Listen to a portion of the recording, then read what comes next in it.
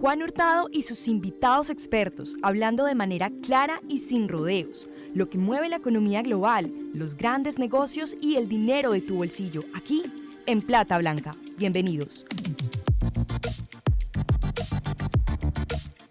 Hola a todos, yo soy Juan Hurtado y hoy hablaremos en Plata Blanca sobre economía global y su recuperación. Hablar en Plata Blanca es hablar de manera sencilla y sin complicaciones acerca de lo que mueve el mundo de las finanzas, la economía, los grandes negocios y el dinero de tu bolsillo. Hoy nos acompañará desde Bogotá, Colombia, Juan Camilo Rojas, gerente regional de estrategia de inversiones del grupo Credicorp Capital para Colombia. Juan Camilo es economista de la Universidad del Rosario de Bogotá, Colombia, magíster en economía aplicada de la misma institución. Se ha desempeñado como docente en la Escuela de Negocios CESA y de la Universidad del Rosario. Ha trabajado en diferentes entidades del sector financiero y también fue asesor en temas de estadística para el DANE. A Juan Camilo lo pueden seguir en LinkedIn como Juan Camilo Rojas y a nosotros, Plata Blanca, nos pueden seguir en Twitter como @platablanca.com. Iniciamos. Juan Camilo, bienvenido y muchas gracias por hablar en Plata Blanca. Saludos hasta Bogotá. Primero que todo, te quería contar, Juan Camilo, que la Aptiva está lanzando su podcast educativa, una guía práctica de educación financiera. Te invito para que escuches este podcast y todos los que nos escuchan en este podcast de Plata Blanca y nos ven a través de las redes de Plata Blanca, pues que busquen en Spotify o en cualquier plataforma de streaming, buscan educativa y ya empezaron o ya lanzaron su primer episodio del podcast. TIVA hace parte del grupo Credicorp Capital, entidad en la cual te desenvuelves y está patrocinando hoy TIVA este episodio del podcast Plata Blanca. Así que agradecimientos para TIVA. Juan Camilo, entonces de nuevo, bienvenido y empezamos. ¿Qué tal te parece si empezamos con la primera pregunta? Mucho se ha hablado acerca de ese abecedario, acerca de la recuperación económica en el mundo. Y ese abecedario es porque si uno ve la gráfica o miraría la gráfica y las proyecciones del GDP, del PIB, Producto Interno Bruto de los países y de la economía mundial en general, pues los analistas están como haciendo sus apuestas o haciendo sus predicciones acerca de qué forma va a tomar en esa gráfica el PIB del mundo. Va a tomar una U, una V, una K, una L. Te voy a dar paso, Juan Camilo, que tú eres el experto y nos cuentas, por favor, en qué va en estos momentos esa recuperación de la economía en el mundo. Juan, muchas gracias por la invitación, gracias a Tivo, por supuesto, y qué buena iniciativa este tipo de participaciones de nosotros para tratar de explicarles un poco cómo va la economía, las finanzas y sobre todo en estos momentos que es tan turbulento y tan retador lo que va a pasar hacia adelante, no solo en términos macroeconómicos, sino con los activos. Ahí, como te refieres, el alfabeto es al final demasiado extenso, incluso ahí en lo que mencionaste faltó la W, la Z, digamos como que al final son infinidad no sé, como de cosas que se asemejan o que tratamos nosotros los analistas de asemejar para que sea mucho más claro para las personas cómo es que la economía va a evolucionar hacia adelante y también eso cómo se va a ver representado en los activos. Tal vez ese tipo de recuperaciones, la más, digamos, la que se habló inicialmente fue en V, que es una caída rápida y una recuperación rápida, digamos, un ciclo muy corto de recesión. Al final, la que más nos preocupaba era la L, la que bajaba y la economía se quedaba ahí por un largo periodo de tiempo. Incluso alcanzaron a mencionar como una de las formas de recuperación el símbolo de una marca deportiva muy importante, que es el símbolo este de Nike, que cae bueno, se recupera, pero muy largo, como una U muy larga. Entonces, al final eso es como para tratar de representar un poco la incertidumbre que se está viviendo hoy en la economía y tratar de mostrar efectivamente cuándo es que vamos a volver a esa normalidad o a recuperar la senda de crecimiento que traíamos al final del año 2019. Eso es bien relevante porque de eso dependerá también no solo lo que pase en términos de ingresos para las familias, de ventas para las compañías y pues de lo que pase con el bienestar en general de las personas, sino también lo que pase con los activos. Al final los activos pues son una consecuencia de lo que pase en la economía. Entonces, este alfabeto al final, digamos, lo que busca es representar eso. ¿Qué tanto nos vamos a demorar en volver a la normalidad y en volver a esa senda de crecimiento que traíamos al cierre del año? Juan Camilo, y uno de pronto ve a conocidos en redes sociales que viven en Europa o ve, por ejemplo, la fiesta que se hizo hace poco en Wuhan. Entonces uno cree que como que ya pasó lo peor o ya eliminaron completamente el tema del virus en esos lugares.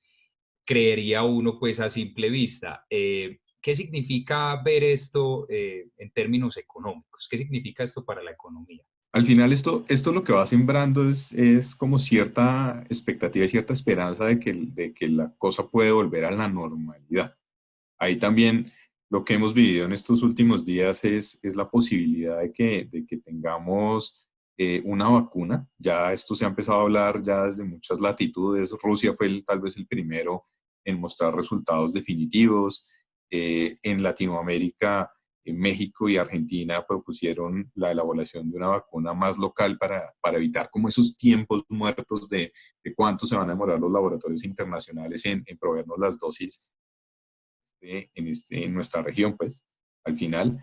Entonces, ver este tipo de cosas, lo que van llamando es a que la normalidad es posible, entonces esto siembra alguna esperanza. Lo que pasa es que algunos, y con la hemos me refiero a las regiones, la hemos malinterpretado, entonces quiere decir que podemos salir a la calle como si estuviéramos en condiciones normales. Y eso, la verdad, lo que hace en términos de economía entre comillas, esas irresponsabilidades que cometemos los seres humanos pensando en que nada va a pasar, es demorar mucho más el arranque de la economía. Nos ha pasado en Colombia. De hecho, en Colombia, y diferente a lo que ha pasado en el resto del mundo, Estados Unidos, en Europa, en Asia, digamos que las cuarentenas se han extendido por mucho más tiempo y es en parte por la falta de educación que tenemos las personas en términos de seguir un poco las recomendaciones de salubridad.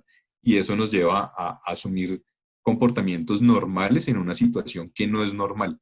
Y eso lo que hace, como te digo, al final es retrasar esos procesos de reapertura o de normalización de la economía y eso pues demora mucho más el hecho de que podamos recobrar los empleos, de que las compañías puedan volver a abrir, de que podamos efectivamente salir a la calle y disfrutar de programas de entretenimiento como los que estábamos acostumbrados en restaurantes, en bares, en cinemas, en centros comerciales. Entonces todo eso detiene la economía.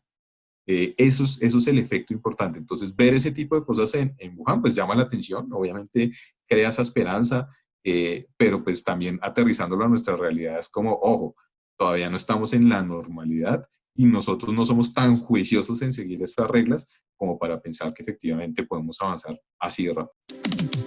Camilo, devolvámonos un poco acerca de ese abecedario, esas letras de la posible recuperación económica en el mundo, y es porque precisamente en uno de los webinars que hicieron entre TIVA y Credicorp, fue la primera vez que escuché este tema de una recuperación en K. Y la recuperación en K, o de la forma de la letra K, lo que hace es que divide como la recuperación económica para dos grupos.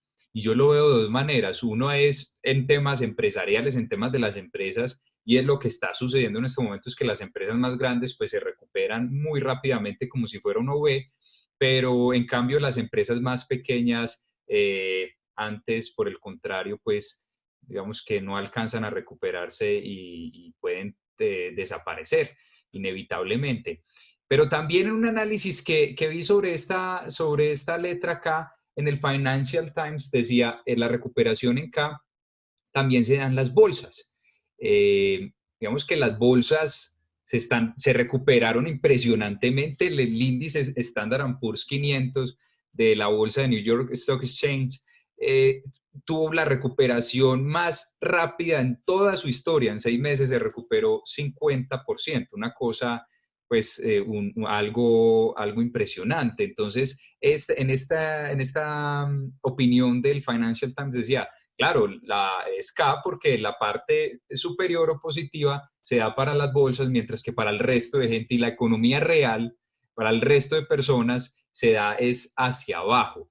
Ahí entonces te quisiera preguntar qué piensas sobre esta letra K, sobre la recuperación en forma de K.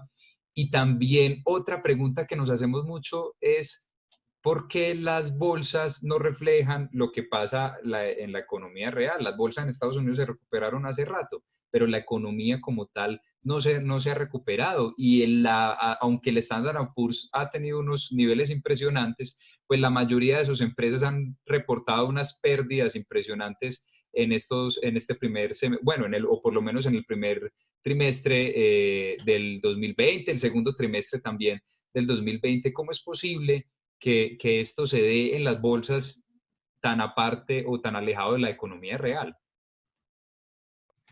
Bueno, Juan, al final, bueno, digamos, primero el tema de la letra K, como tú bien lo enuncias, es como la dicotomía que hay en esta recuperación. Entonces, si uno lo mira desde el punto de vista económico, entonces hay la posibilidad que efectivamente países que tienen mayor capacidad de generación de política económica, de dar más dinero por el lado de la política monetaria y más dinero por el lado de la política fiscal, subsidios, son los que tal vez más rápido van a salir de la crisis. Otros, como en el caso de las economías emergentes y en particular los emergentes de América Latina, que tenemos cierta capacidad limitada para ese sentido, pues vamos a tener una recuperación más lenta. Entonces, mientras ellos ya van creciendo, que sería la parte de arriba de la letra K, nosotros todavía vamos cayendo y todavía vamos hasta ahora tratando de encontrar ese piso. Entonces se da esa dicotomía. Eso, digamos, es uno de los efectos que tienen normalmente las crisis. Esta crisis, así como fue rápida en su evolución de caída, también ha sido rápida en su evolución de recuperación. Entonces, ahí digamos que en las crisis siempre quedan ganadores y perdedores. Y normalmente los perdedores pues son tanto los países como las personas y las empresas más pequeñas o de menores ingresos. Entonces, recuperar el trabajo, por ejemplo, o que el mercado laboral vuelva a funcionar normalmente, que se vuelvan a generar los empleos que teníamos previos a la crisis, eso demora un tiempo. Eso tiene su tiempo de ajuste.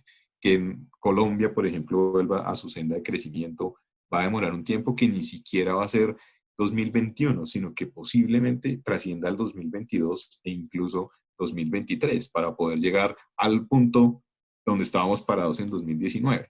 En cambio, para otras latitudes, China, por ejemplo, seguramente lo va a recuperar el próximo año, casi con toda seguridad va a volver a ese punto. Estados Unidos probablemente entre finales del 2021 y comienzos del 2022 ya va a tener esa normalidad.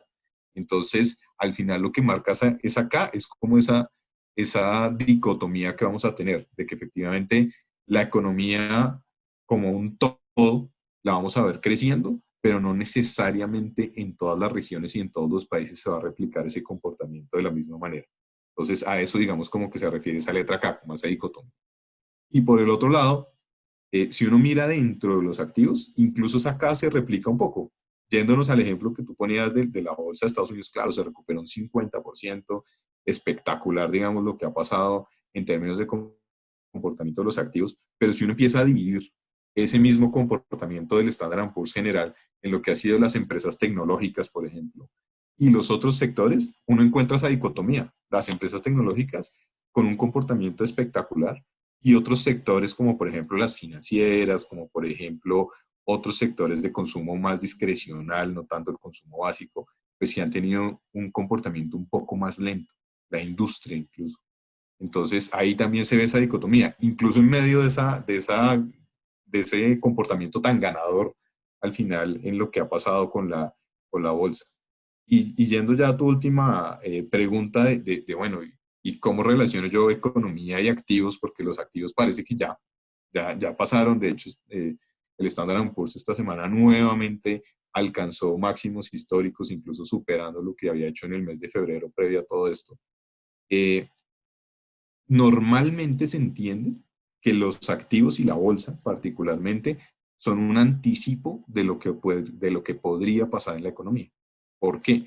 Porque normalmente la forma como se valoran las acciones es las utilidades que van a generar las compañías hacia adelante.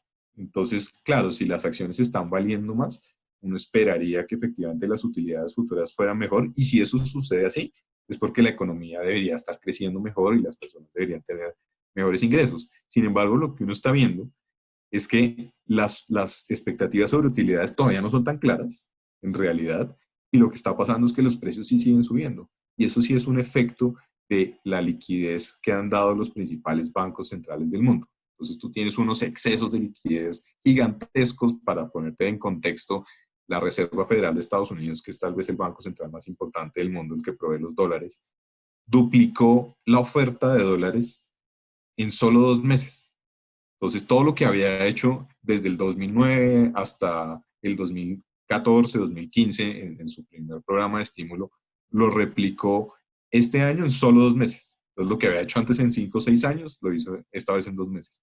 Eso es un golpe, digamos, para la economía, un choque, obviamente debería ser muy positivo, pero digamos, es un choque que efectivamente te deja inundada la piscina de muchos dólares, y tú tienes que ver dónde los vas a colocar para que eso no se desborde.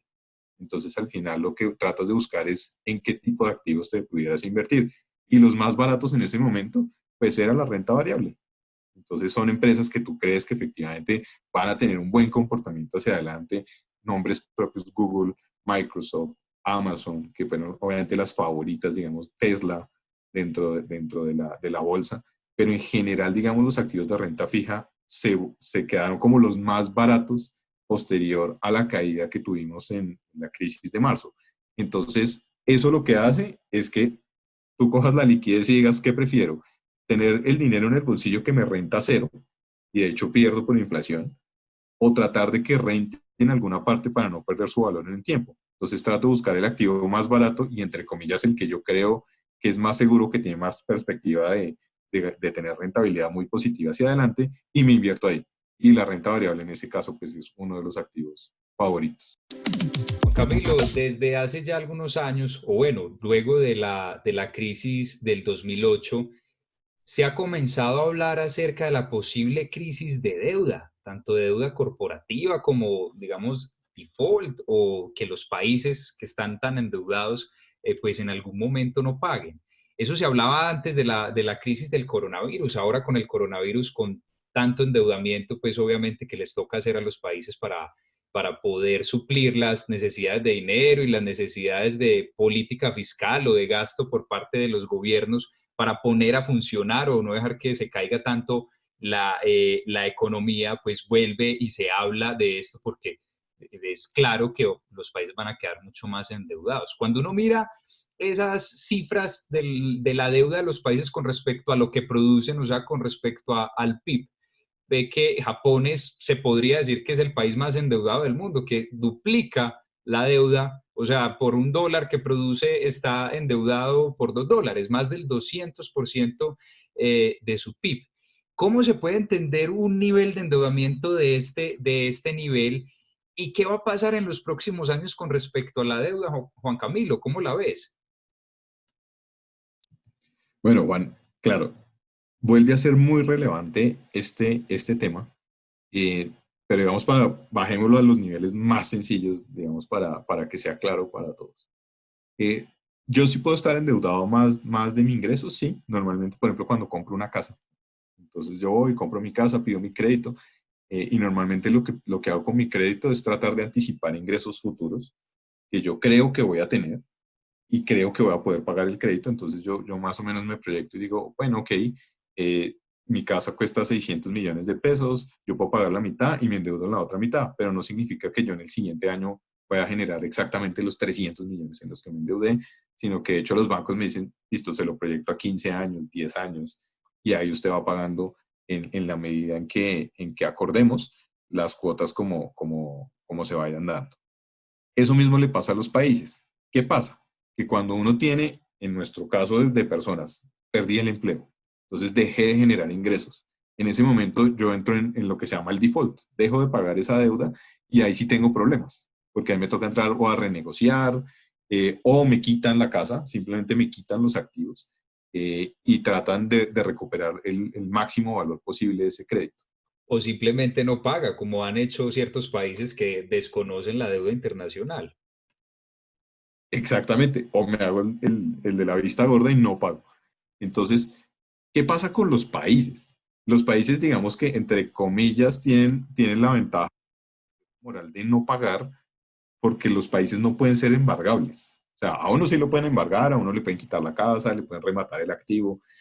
Al final, digamos, los bancos podrían recuperar algo, pero en los países no. O sea, yo no puedo ir a decir, ah, bueno, Estados Unidos me debe esto y no me está pagando, entonces le voy a embargar la Casa Blanca o le voy a embargar el Empire State o cosas así. En realidad no se puede. Pues eso, digamos que lo que pasa es que castigan al país de alguna forma, le ponen una mala calificación, hacen que los inversionistas extranjeros sean más prevenidos a la hora de poner su dinero en ese país.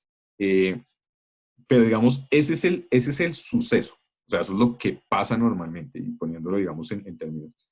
Ahora, que los países estén muy endeudados y qué tan endeudados pueden estar, eternamente endeudados. De hecho, tú citabas Japón con ese 200%. Si uno, por ejemplo, mira el Reino Unido, que aparentemente no tiene una deuda pública tan grande, más o menos acercándose al 100%, pero si uno suma eso más la deuda privada, más la deuda de los hogares, más la deuda de las empresas, tú lo que llegas es a que el Reino Unido tiene una deuda hoy del 800% del Producto Interno Bruto. Debes $8 por cada dólar que produces o por cada libra esterlina debes 8 hacia adelante. Entonces, y si uno mira, Estados Unidos está por el orden del 400-500%, Japón, digamos que solo el gobierno debe eso, las empresas, sumando todo, llega al orden también del 500-600%. Digamos que al final son economías que son sobreapalancadas. ¿Qué hace que esas economías puedan sobrevivir con esos endeudamientos tan grandes? Al final, la capacidad de generación de flujo de caja. Entonces, Estados Unidos, por ejemplo, posterior a la crisis del 2008, antes de la crisis tenía un déficit, un déficit fiscal del 2-3%. Posterior a la crisis quedó con un déficit fiscal del 10%. Listo que, digamos, en orden de magnitud, pues ese crecimiento del 8% es bien relevante porque eso al final se convierte en deuda. Pero en solamente 2 años más o 3 años más bajó de ese 10% a un 2,5%. Entonces, esa es la capacidad de generación de flujo de caja que tienen ese tipo de economías.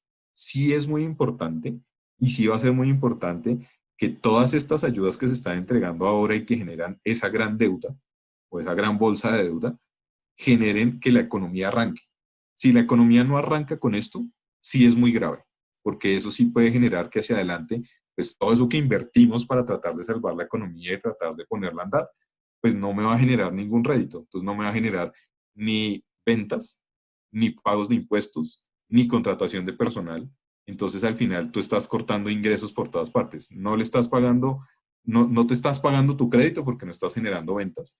No le estás pagando al gobierno porque al no generar ventas pues no tienes impuestos y no le estás generando mayores ingresos a las personas porque no generas empleo. Entonces, casi que si eso no sirve para arrancar, pues sí estamos en problemas porque efectivamente esa crisis de deuda va a ser un problema hacia adelante.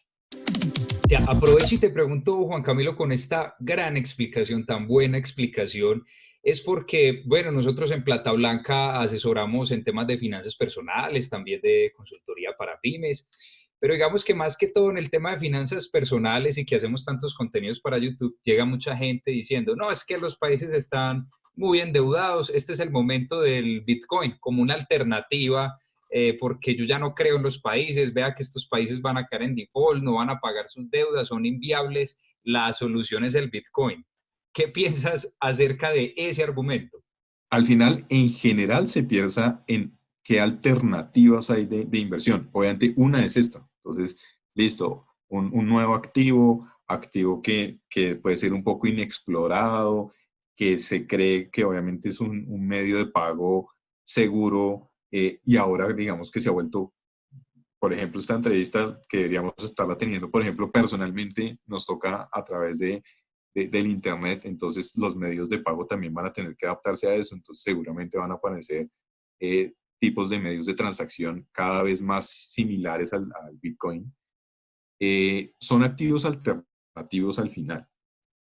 Lo que pasa es que uno con esos activos alternativos también debe ser cuidadoso y yo no puedo pretender reemplazar un activo de renta fija, digamos, el tradicional que yo tengo, el CDT, la cuenta de ahorros, la cuenta corriente, los bonos, digamos, como más sofisticado para los tipos de inversionistas más, digamos, que hasta ahora están tratando de ingresar al mercado financiero, con un activo como el Bitcoin, porque son dos tipos de riesgo bien diferentes.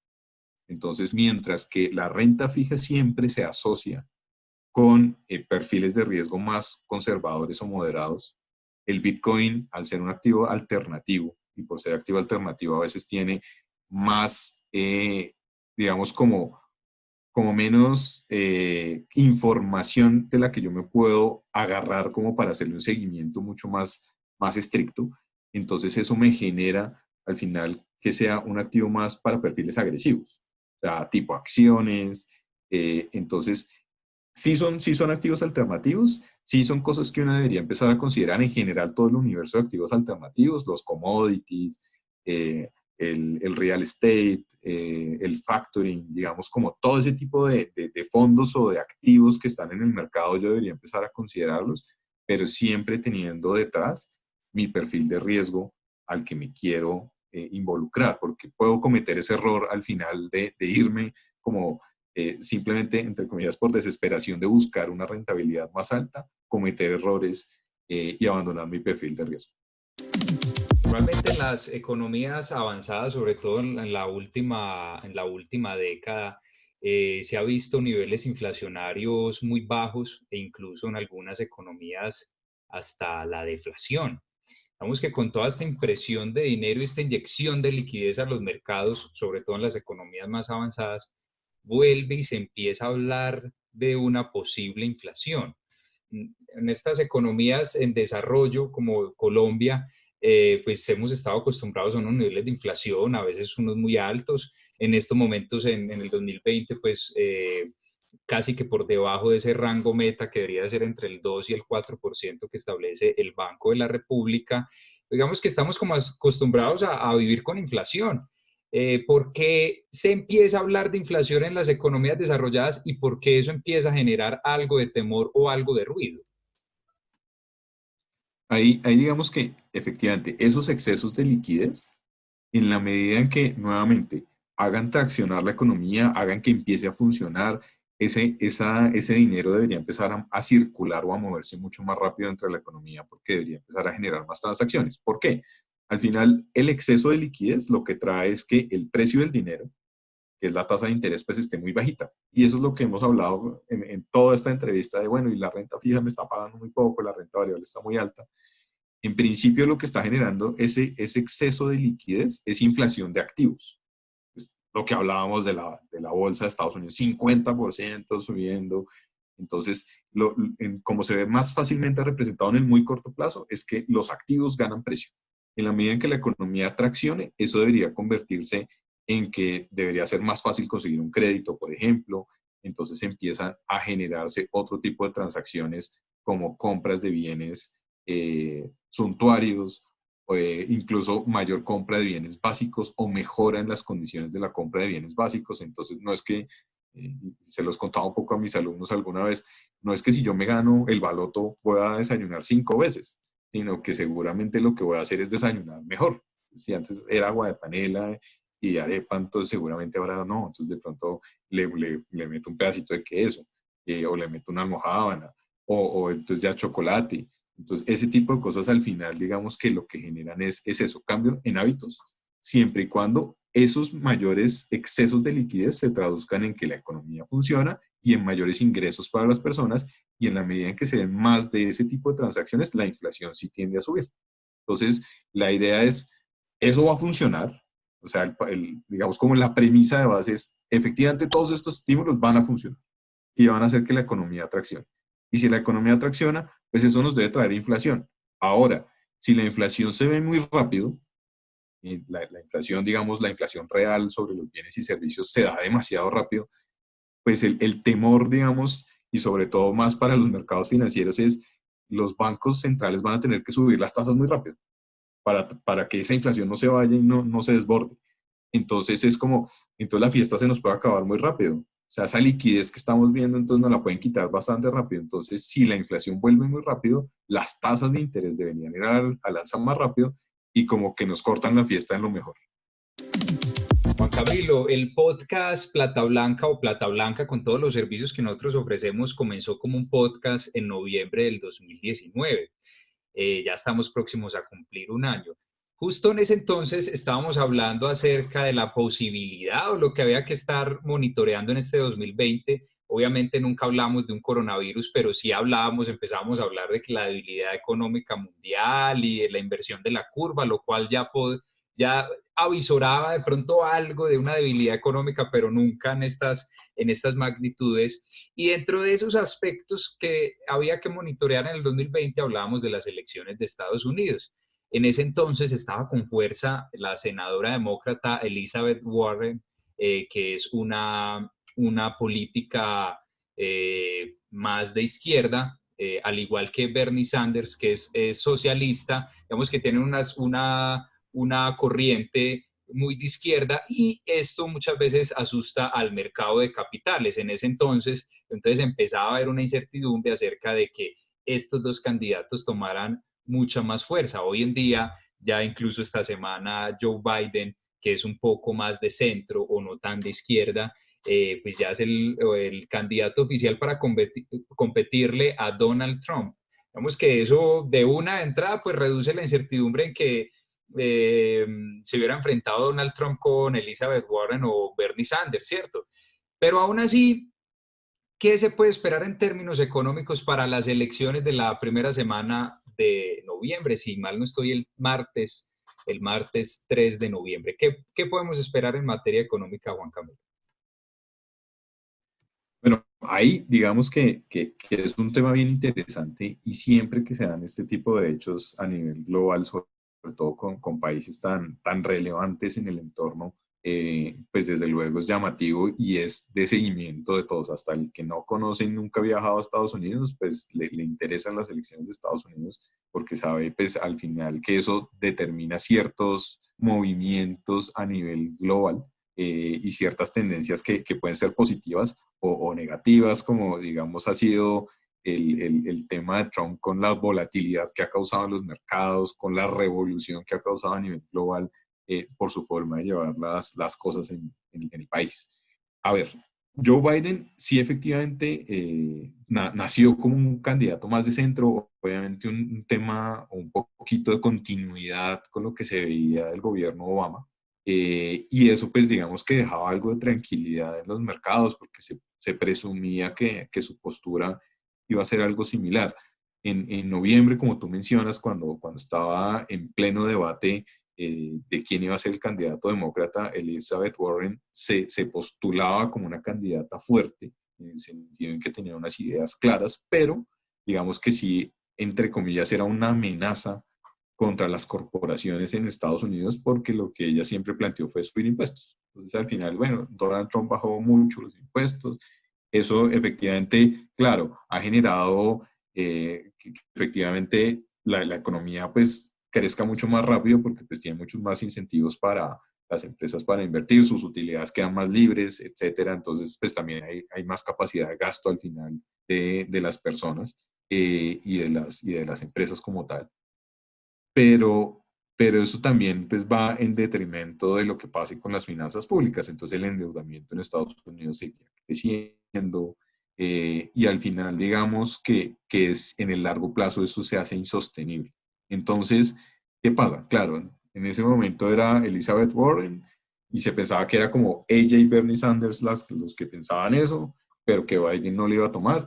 Y ahora lo que uno observa es que Biden efectivamente sí está considerando ese tipo de medidas de poder subir los impuestos sobre todas las compañías.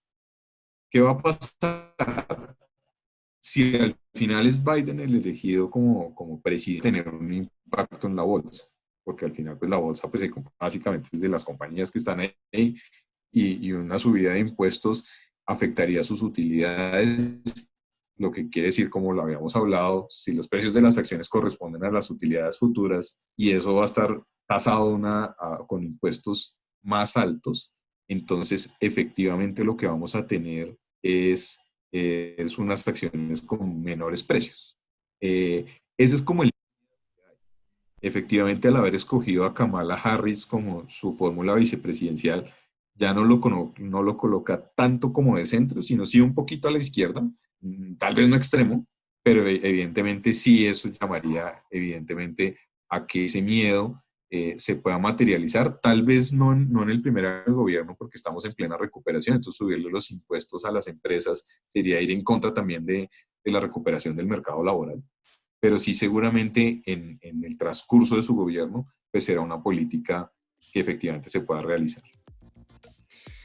Juan Camilo, muchas gracias por hablar de forma clara y sencilla las finanzas, la economía, los negocios. Muchas gracias por hablar en Plata Blanca.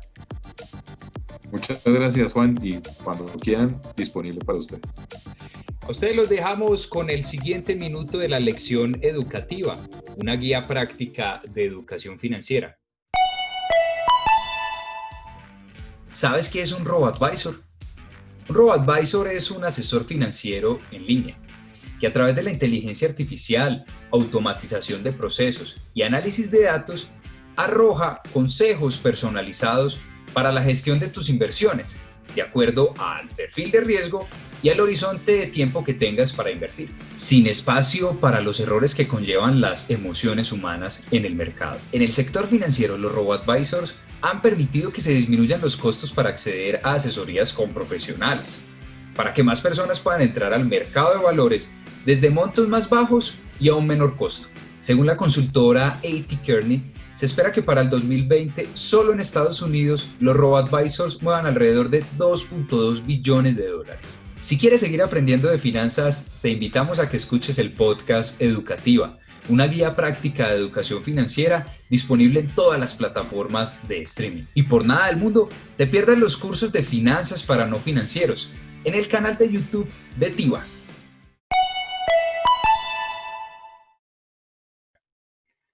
A Juan Camilo le agradecemos mucho por su tiempo y a ustedes por estar ahí. Esperamos esto haya sido de su interés. Hasta la próxima.